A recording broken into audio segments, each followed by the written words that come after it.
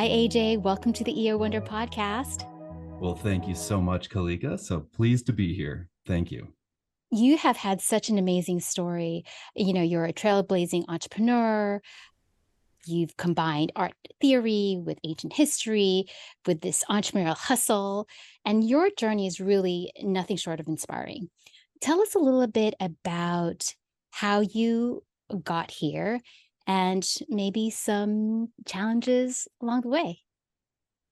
Definitely. Challenges would be a great word to start with. I think no good entrepreneurial journey would be complete without that kind of a prompt, right? The challenge is everything. But I will also say that, thank God, I mean, I've got genetics here as well. I'm a fourth generation entrepreneur, as far as we know. But that doesn't mean wealth transfer. That doesn't mean I stepped into some existing fourth generation business. I'm a fourth generation bootstrapped entrepreneur. So my grandfather bootstrapped, my dad bootstrapped, and now I've bootstrapped as well. And so something about the formative stages of being 10 years old and learning the difference from dad between a prospect and a client, for example, right? Those kinds of early lessons in life are indivisible, I would say, or inextricable from my formation story. But again, challenges everything. I mean, if it weren't for academic challenges, if it weren't for social challenges, even like athletic and physical and personal challenges, just growing up, right? So again, without those types of issues or domains to conquer, so to speak, I for sure wouldn't be able to have these conversations. And these accomplishments that we're talking about, again, are nothing compared to what I would call the mountaineering of achieving, in the face of things like having to move across the country or around the world, or being on the verge of the brink from a family perspective with a spouse. Or my wife and I are still married, of course, but the point is that stuff isn't easy. So we can take a very deep dive into all of these aspects, but I guess I'd ask you, knowing your audience, your audience better than I do, where do you think would be a direction to pull in terms of a thread there? Should we go into the personal challenges front, or do you want to go more into the direction of what you called accomplishments? I definitely would leave it to you. Well, I think that since we are an EO, and everyone loves the top 5% and bottom 5%, how about we Yes. start with the bottom 5% and then go to the Super. top 5%? What do you think? I love that. I Yeah. love Also, that. I just wanted to just say, you said you're fourth generation bootstrap. Aren't you glad though that you weren't handed this? Because I mean, Yes. the people that I know that have been handed their success, it's almost like there is just something missing from their life, don't you Mm-hmm. think? Mm-hmm. Like it is really these challenges when you're mountaineering, you're summiting, that really makes you grateful for what you have. And also, if everything was taken away from you, AJ, come on, you could bring it back, right? Because now we know how. Right? Right. Right. Right. And Yeah. you're absolutely correct. In those multi-generational companies where the heir is the successor, is the heir is the successor of junior and senior and so on and so forth. That missing element also, I think, is a key reason that we have issues in politics today, and we have issues at the global level that we obviously won't be getting into on this call. But generally speaking, I think you're exactly right. The path to success, when one forges it for themselves, is also something that creates a more benevolent world and domain. One has to learn entrepreneurship by learning it, by doing it. And so in that process, I can jump into a few of the what you'd call the lower 5% as well, the challenges, the personal stuff. And I would say the first would for sure be my own field of study. And so we can get into that. But imagine being an eighth grader, not even, I think I was seventh grade, and wanting more than anything to go into the sciences. Okay. So fancy yourself a scientist, a would be scientist at the age of, say, 13 or whatever year. And after a month or two in this advanced placement science course that you were so excited to take, and this was me, this is a real story, the professor, the teacher at school says, that Herkert kid just doesn't have the right stuff. We're going to have to bump him down to normal science class. And it was like, wow, that is heavy. And so, again, before I even thought about starting a business or whatever, those are the kinds of things that just happen in the real world. And it could have been the teacher, it could have been me, I could have said something wrong, or they could have just needed to make space for the head count to work out. But the point there is that that led me in the opposite direction. I said, forget it then. If there's challenge in science and math, or even perceived challenge, then I'm going to double down into the arts. And that's where my mom was very active, and she still is. She's a world-renowned Rosemall artist and painter, and so she had me taking classes at the Chicago Art Institute, like in the basement, like during summer camp kind of thing. Like my friends would be at the YMCA, and I would be there learning oil paints and how to compose a watercolor or pointillist painting or whatever. So, anyways, I leaned into it and I started studying the classics and Latin and archaeology and so on and so forth. But that's just, again, at a young age, that's the kind of thing that you don't really think about being so formative. But then we'll double down there and imagine being an 18-year-old then telling your girlfriends or boyfriends, I suppose, parents that, yep, I'm going to be studying the history of art and art theory. And you're talking to then at that point, maybe a lawyer and a doctor. And they say, what the heck are you going to do with that? This doesn't register in the professional services world. And so that was another challenge, was even, being, we'll say, the prodigal son. My dad is a very successful technologist and entrepreneur in his own right. And so with that, saying, hey, dad, I'm going to study art, it was the same kind of concept, like, what the heck? But then add that other layer, the third layer of social pressure, right? So girlfriend's parents is one thing, my own family is another. But when you talk about, other people who have careers and, folks that would say, you know, it doesn't matter. We don't need to get into who they are, where they were from, but other people in my life that could be friends of friends or whatever were quite condescending about field of study. How could you possibly be studying art? Good luck with that, so on and so forth. And again, that's the type of challenge that it's not just like, oh, today was a tough day. It's like, oh, this again for 5 years, for 10 years, really, because that's how long it takes to get an advanced degree, right? So I was in the academic world for about 8 years, and I would say about 7.5 of those years were riddled with trolling, if you want to call it that, just complete challenge from almost every dimension until the business had really started to take off. And then it was like, oh, now we get it, so things started to click there. So that would be one aspect of challenge, is just finding the path and then staying on that path amidst the face of complete, everybody saying, don't do this, or why are you doing this, or challenging this, and having to stay the course. Like, not easy right there. Sounds a lot like running a startup, So that would be my first area that I for sure would caution folks and say, if you're feeling what I felt there at all, you're probably doing it right. Another aspect is if you're going against the grain in such a way that folks are saying, why are you doing what you're doing?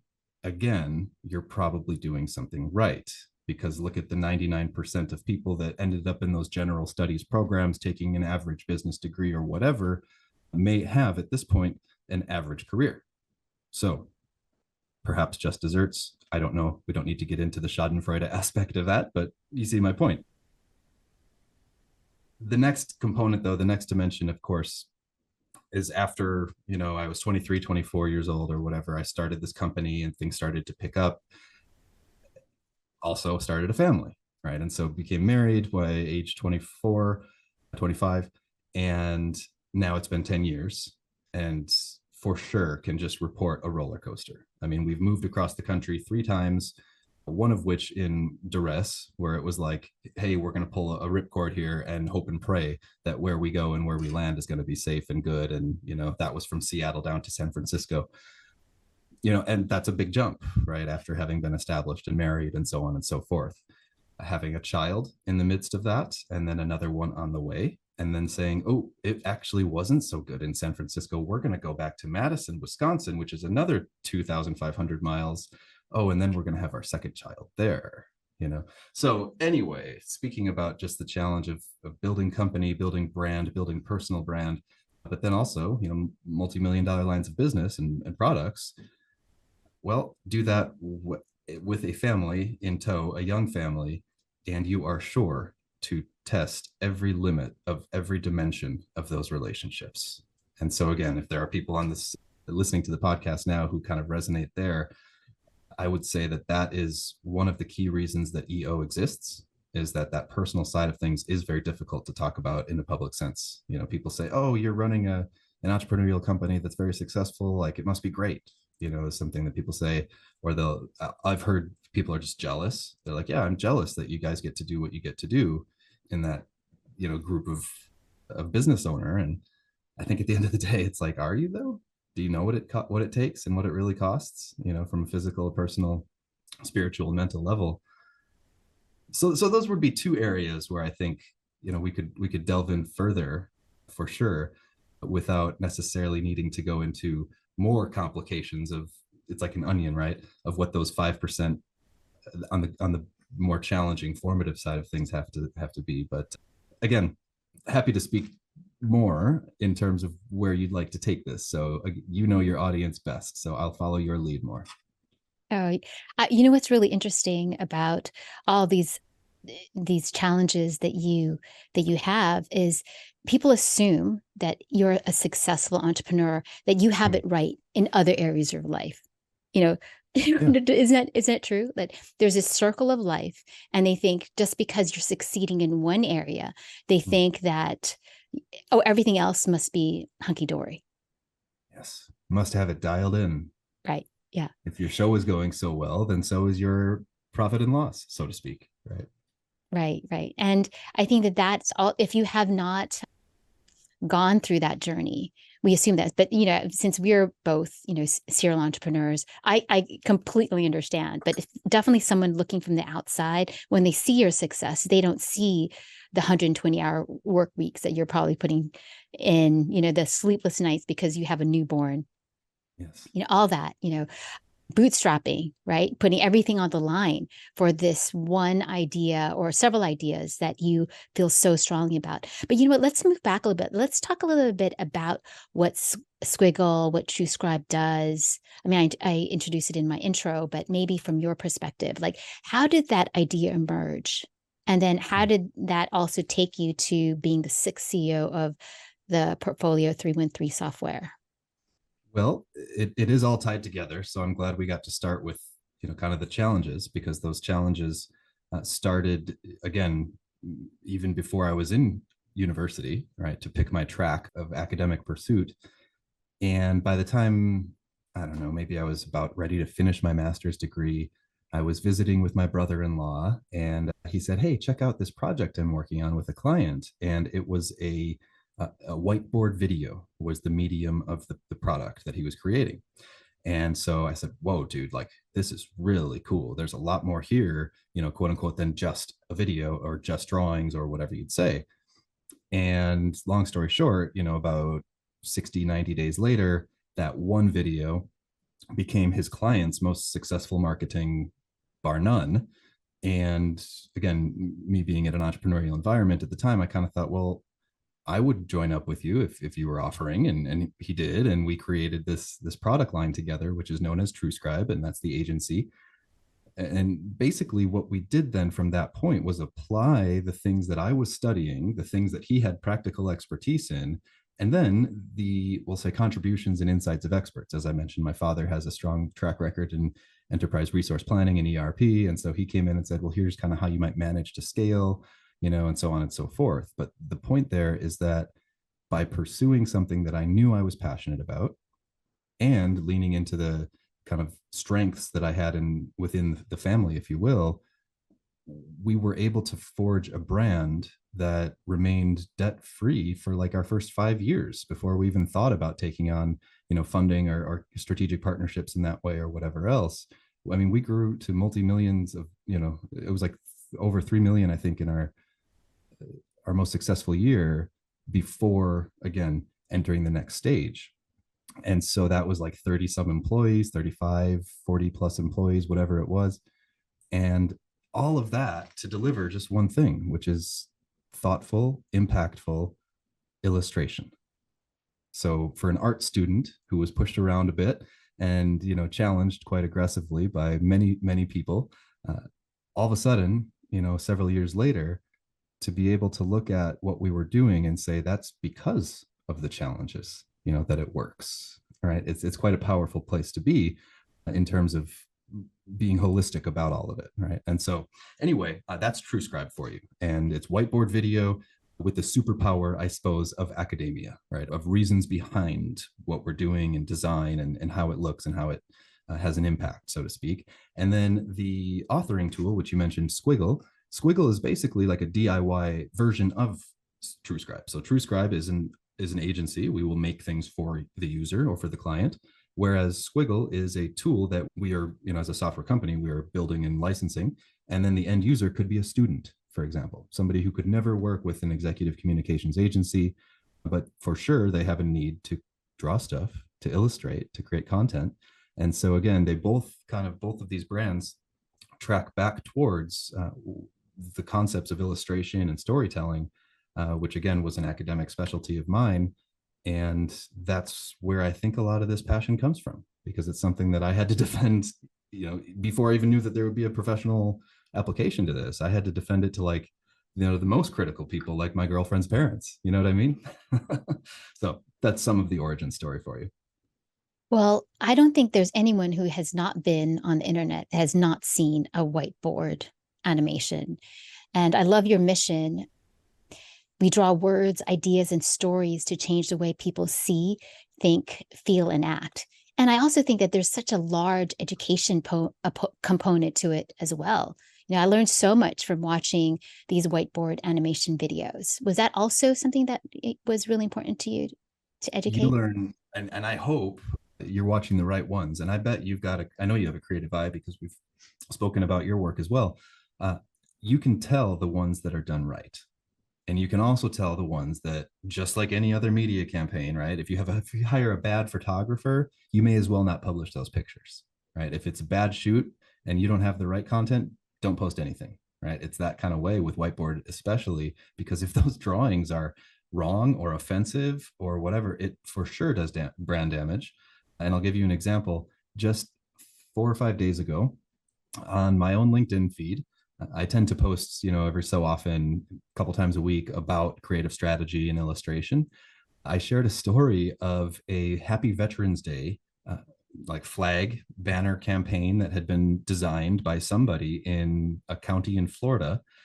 And that imagery was all Russian jets. And the flag was literally upside down. The American flag was like, the flag in distress imagery, right? And so instead of an F-16 and an eagle and this really patriotic imagery, it was a Russian jet silhouettes and again a flag in distress.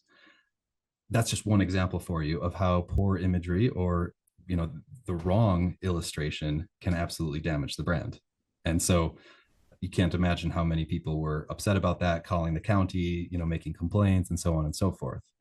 Whereas if you do it right, obviously that's where the brand lift comes into play. And so that's what we would like to focus on. But there are for sure perils, as you know, again, being in the creative space yourself.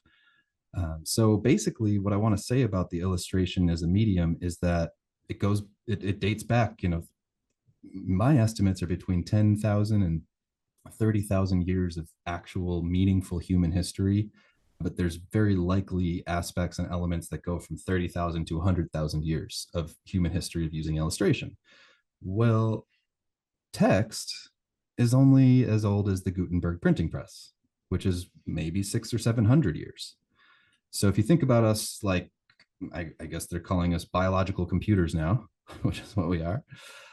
And we've all got our own internal large language model and visual processing and all these things. Well, we've been tuned to process pictures and drawings by anywhere from 100 to 200 times or 300 times as long and as intensely as text. So text is so new as to our biological supercomputer that we are.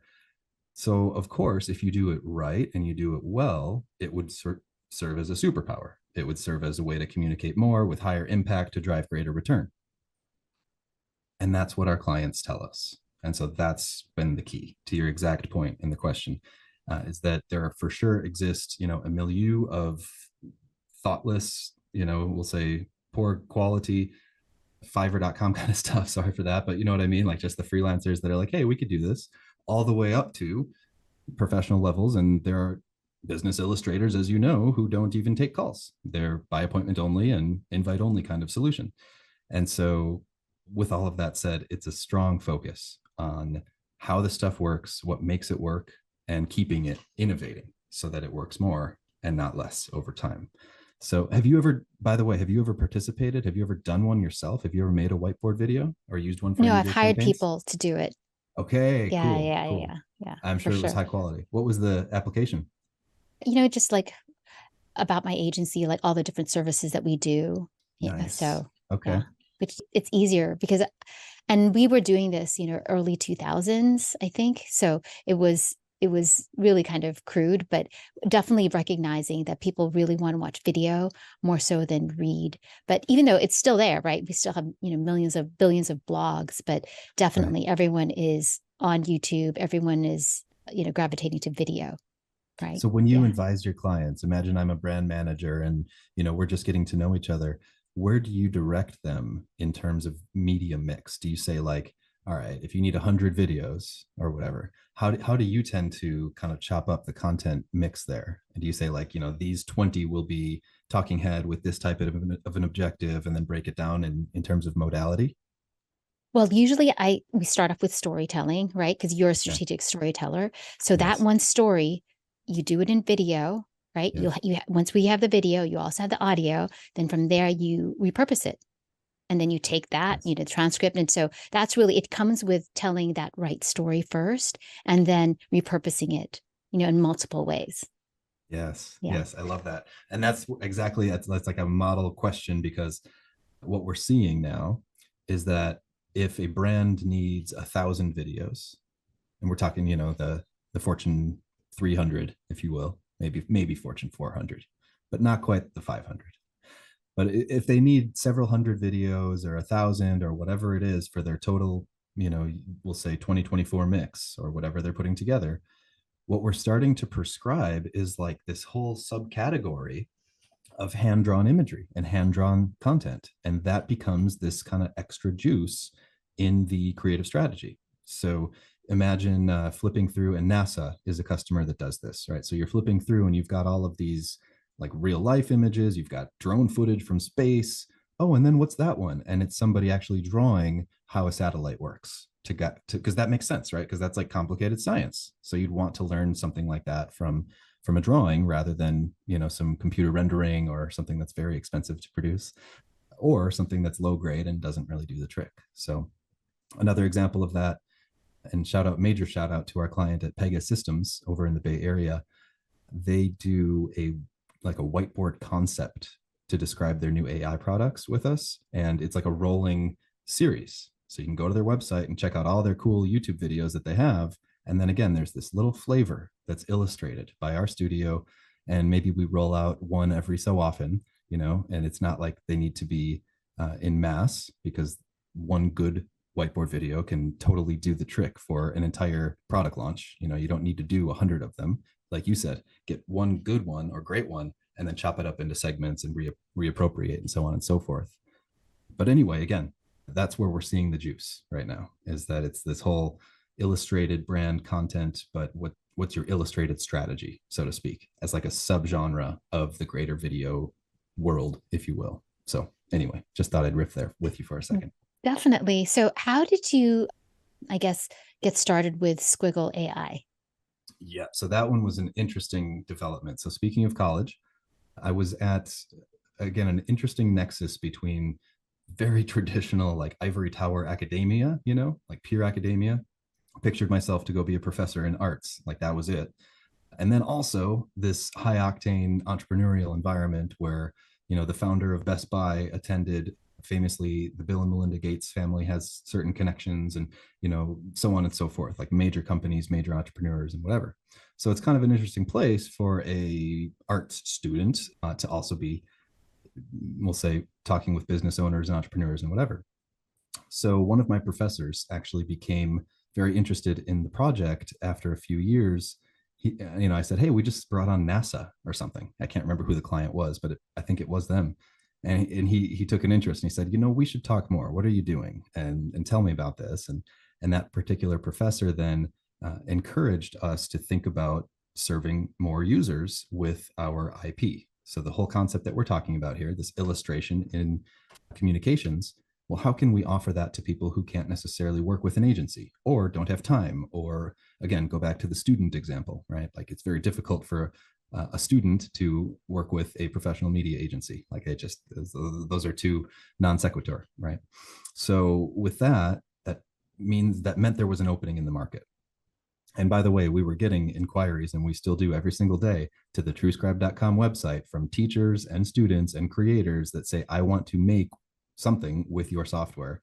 And we're not advertising software anywhere on the website, right? So there's this clear need that people have and continue to have for templates, for pre-drawn illustration, and so on and so forth. But it was around 2015 when this particular professor of mine, basically, actually, he was the one who led as an angel. He led the round, and in like 10 days, we raised over $1 million in seed funding, and basically said, let's do this thing.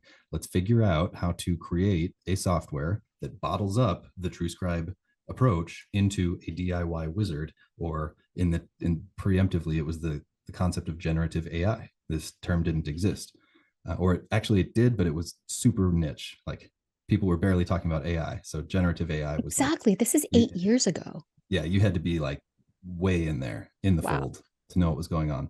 Yeah. But I even, by the way, side note, I did a project in 2010 where I was talking about generative art, and so I can send you that after this call. It's wild to see like how far we've come since then. But anyway, it doesn't matter. The concept of generative AI was basically, again, wizard driven, people input text and stuff comes out, right? And that's really where we were. And so in 2016, it was very rudimentary when we got our first like minimum viable product for the software. But that was it. That was the goal, was illustrations are clearly a competitive advantage. If we're only offering them through our agency, then we are leaving, the world at a disservice, right? And the next level after this, by the way, is like book writing and like thought leadership, So if you've got your high value agency services, and then we've got software as a service where people can use templates and a technology to actually create, well, then the next natural step is what we're doing right now, which is kind of spreading that word and spreading the message too, right? So basically 2015, 2016 was the inflection point for our technology to move from quote unquote just a manual process into a software and into a technology, like a codified approach, which we then license and sell at scale. And then again, the next step is like the book publication, the podcast presentations that we're doing now, and so on and so forth.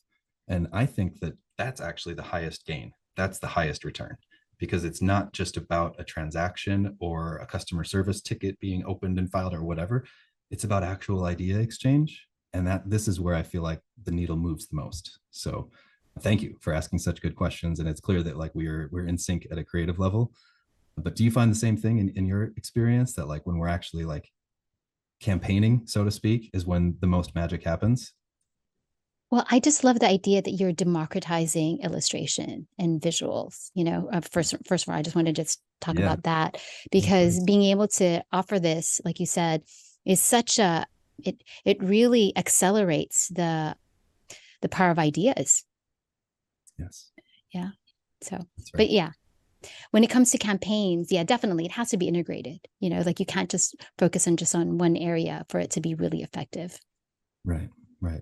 And that's where I'm going with it, is like I feel that democratizing illustration in a communications mode where it's actually effective and impactful, it kind of solves that clip art problem.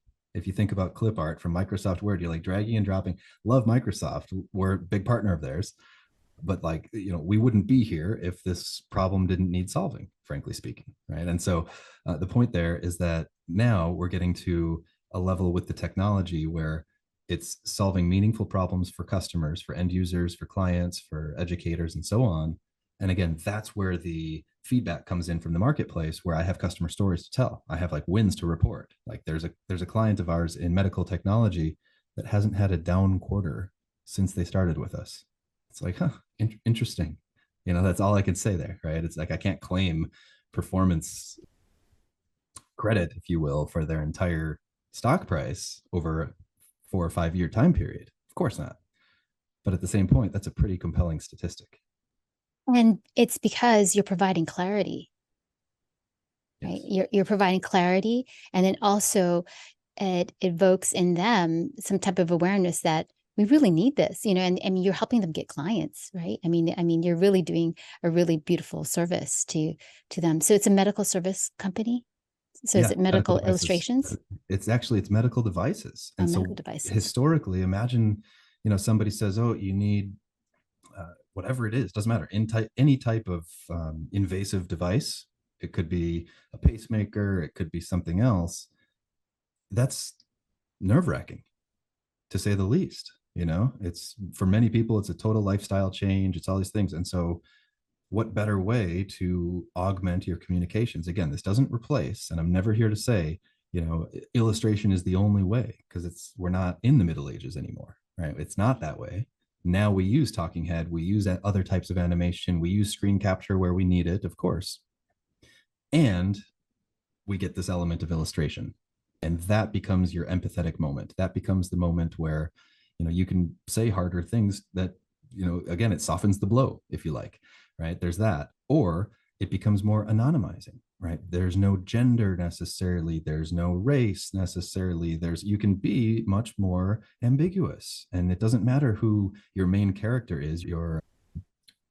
Maybe it does, but your creative license is much more open, right? So you don't rely on switch to camera one, we've got our talent on screen, and so on and so forth. Like, that's great for its own applications, absolutely, but it's also very limiting when you think about biases, cognitive biases, telling a story without loading the deck, so to speak, right? So those are some other benefits that we hear back from the client base.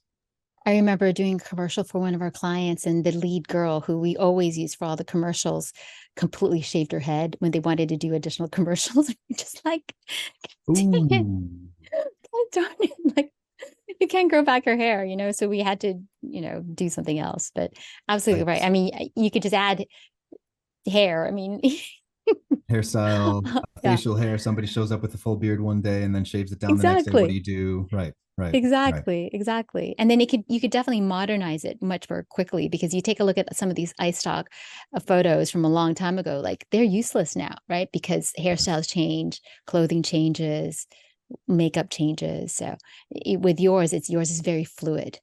Yes. Yeah. And that's another key point, is that, we adapt the illustration style to the brand. And so you'll see, if you look at, certain pharmaceutical clients of ours, you could pick their color, like, miles away. You could say, "Oh, I know who that is," just by looking at one of the accent colors. Well, imagine that in a drawing, the same thing, right, becomes true. You can say, "Wow, right off the bat, we know which brand this fits to."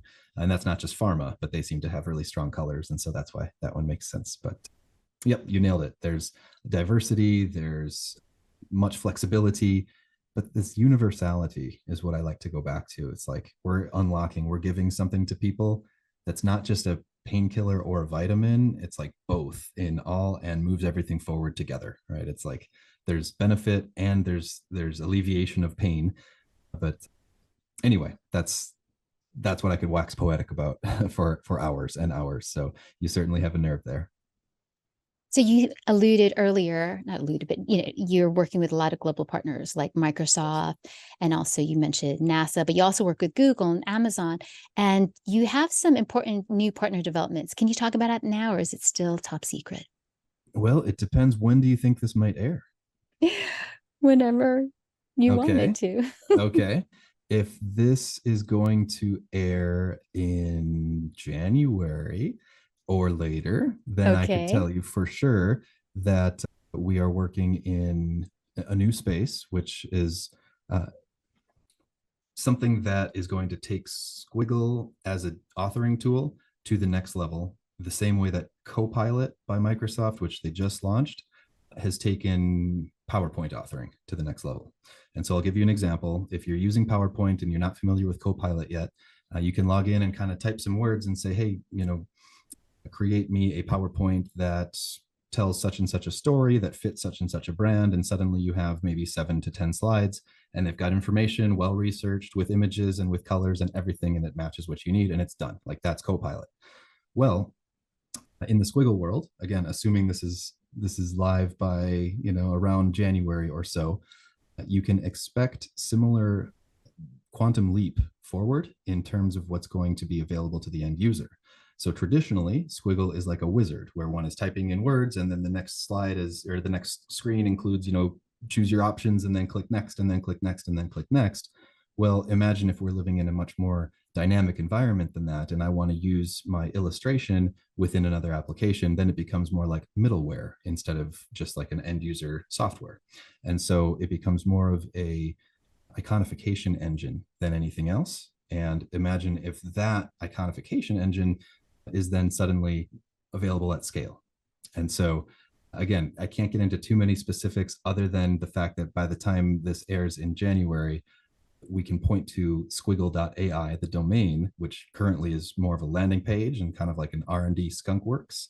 But by the time, if you're listening to this and you're like, what the heck is he talking about? The news is live now. Go to squiggle.ai and you should be able to see the changes that I'm talking about.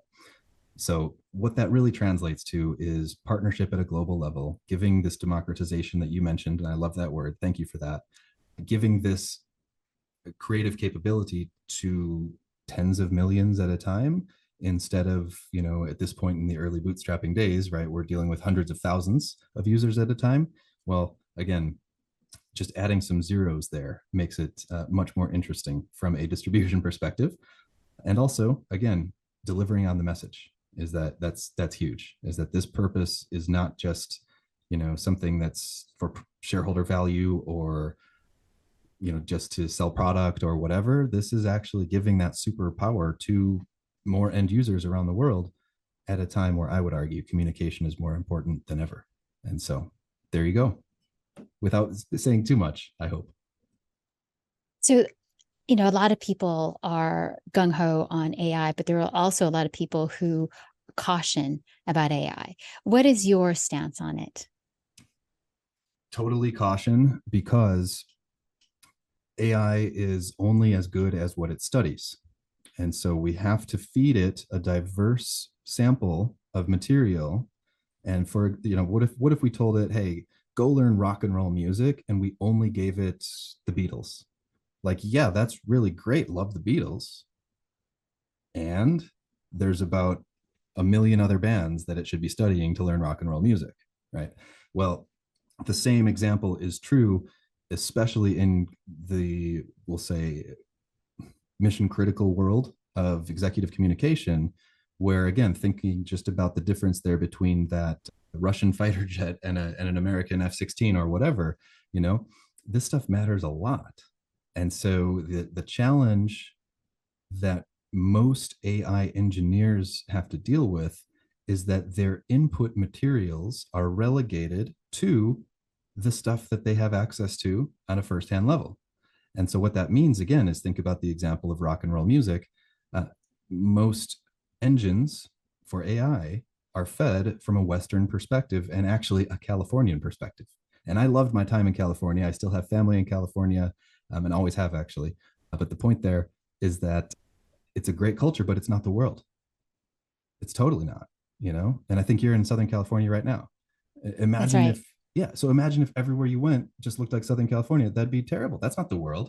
That makes Southern No, it's not. California way less special, by the way, if the whole world reflects it.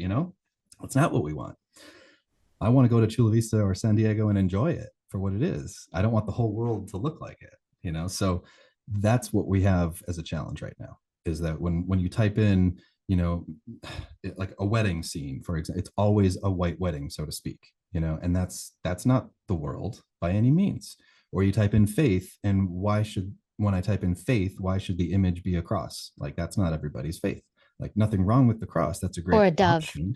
Or a dove. Yes, exactly. Right. So this imagery, this iconification that I'm talking about must be global. So that's why I never endorse what you'd call like a first draft publish, if you will, with AI. Like, even if it looks great on first draft through certain tools that are available, or Squiggle or Chat GPT or whatever it is that you like do some editing. Like, that's it, do some editing, and that's where you'll find the magic. It's not just like, because you should push publish. It's not going to reflect what you think it does. That's the challenge I have for a lot of people. Another big one is male female biasy generally. It's this whole concept of like, which I know you've actually had several guests on your show that have talked about this issue of why are men leaders and then women are, it's like a 5 letter word that I'm not going to repeat on this call. But like the difference between candor is, oh yeah, he's such a strong leader, but she is such a blank. And it's like, wait a minute. Well, that same bias exists in AI where you type in traditionally positive words and the images are traditionally, again, very whitewashed, if you will. That's not cool at all. So that's what we're working on and have been since day one, because that particular professor I mentioned, by the way, he has, I think he came over from Jordan in 1977 or 78. And so he has always inspired our company as one of our lead, investors from the early days and visionaries. He's always inspired us to kind of have a multipolar approach. And so that's led me to traveling quite extensively, opening up partnerships in different parts of the world. And that's what made this product a global product from the very beginning. So that when you type in faith, it could be a dove, but it could also be, a crescent moon or a Star of David or a cross, right? So any and that's kind of the point is AI must be universal, or it's actually a tool, and or it's more of a weapon than a tool, I should say, and that's a bad thing. Yeah, it needs to grow a conscience. Yeah, totally. It has to have this omniscience, that's true omniscience, for it to be valuable. Have you seen any of those, by the way? Any experience in your playing around with any AI tools where you've been like, whoa, like that should not be Well, it's an like you said image the or a word? input. They were like, "Oh, is three? Is it what is 3 plus 2?" And they're like, "It's 5." Well, no, it's not 5. And then you start, and then the AI starts apologizing, like, "I'm so sorry, it's not 5. Yes. It's really right." Like that's so basic, but like, it's really the input, right? It's really the prompter, the prompt Yes. engineer. You got it. You Yeah, got it. So I yeah. think there's something to it, and I know that there is. But again, that's a major area of like, it's almost like in skiing, it's like a double black diamond or something, right? It's like, don't go here if you can't handle it. And like in the coding and the prompt engineering side of things, you're exactly right. Like, don't ask it to do 3 plus 2 if you can't if you can't handle it, if it tells you 6. Right. And also, as entrepreneurs who are listening, they still have to be prepared for AI. So, what type of advice would you give them? Uh, do they get educated? What would you do if you were I in their hope shoes? I hope I'm repeating a mantra that they've heard already, which would be that AI should not be replacing your staff. Rather, your staff using it should replace redundancy. So that's my way of saying that, it, don't look at AI as a way to just cut costs and be done and just move forward, because then you're slashing and burning. You're removing jobs and replacing it with robotic process or rote process. But then you end up with these headlines that don't make sense. And again, there's many examples. Or you end up with this graphic design where the wrong fighter jet nationality is being used or whatever it is, right? And so what we need is more people like you described, prompt engineers, who can actually thoughtfully trigger what the AI is meant to create and meant to do, but do so with the critical lens. And like that's where, a liberal arts, a well balanced background in education, a scientific background, right, asking the right questions, knowing creative humanism, if you will, could be having a moment in the next 10 to 20 years, because it all matters and it goes back to our humanity. And those that are simply, looking at it from a black and white or ones and zeros perspective, I would say those are the ones that are going to be in trouble. The entrepreneurs who can lean into this humanistic approach and say, yep, we are all humans and we need to make human stuff, and that we have cooler tools to do so, they're the entrepreneurs who are going to win. And even if it's entrepreneurs, and something I love about EO is that we deal with people from, basically every industry at every level, right? And so my favorite example is in our local accelerator, where I like to spend some time every now and then. There's a lawn mowing company, right? There's this young entrepreneur, and I think they started out doing a few 100,000 in revenue, like just pure entrepreneurial, 21 years old or whatever. And now it's certainly well into the 7 figures. And he's like a couple years older, but has a lot more going on. And the point there is that even this individual has to use AI, or he's not, there's a threat to his business if he doesn't, because he may get surpassed by somebody who is using AI. And that comes down to marketing, that comes down to rote process, that comes down to your accountancy. But again, we can't be suggesting that, the grass cutting entrepreneur all the way to the technologist and the media and the creators and all these people, we can't be suggesting that anybody just rip and replace. So again, that's my point, is that I hope, and perhaps you agree with me, that we're not trying to just replace people with programs, if you will. We're trying to replace lots of work with better tools, and then people who are more equipped to do that work, if that makes sense. Am I resonating, or are you resonating with this? Absolutely. I mean, Okay. or else this time, then we won't be able to, like, as a lawyer, come in front of a judge and with like false cases. You heard about that guy? Yes, right, right. That was nuts. Like, I did hear about that. that's just crazy, and then the judge is just like, what are you doing? Like, I mean, you can't outsource that much. You can't outsource your brain, because all that stuff is, made up. There needs Mhm. to have some type of sense. Needs to be some type of framework or something to make it accurate, I guess. Correct. And go back to the Beatles example. Hmm. Again, what if the only law that it knows would be American law, and you're practicing in the EU? Like, that's not a good thing. Even the law cases themselves won't work, right? And so, again, that's where the critical aspect becomes huge. And I think that that's the future for entrepreneurs, is to embrace, okay, who can we have using AI, and what will they do with it, versus, again, what is AI going to like detract or take away or somehow damage us, right? So I don't like to be a doomsayer, right? I don't like to be the fear, uncertainty, and all that. I think there are blue skies ahead, and I know that the light is close. I think that we're here. It's just we have to choose the path as entrepreneurs, as you know very, very well.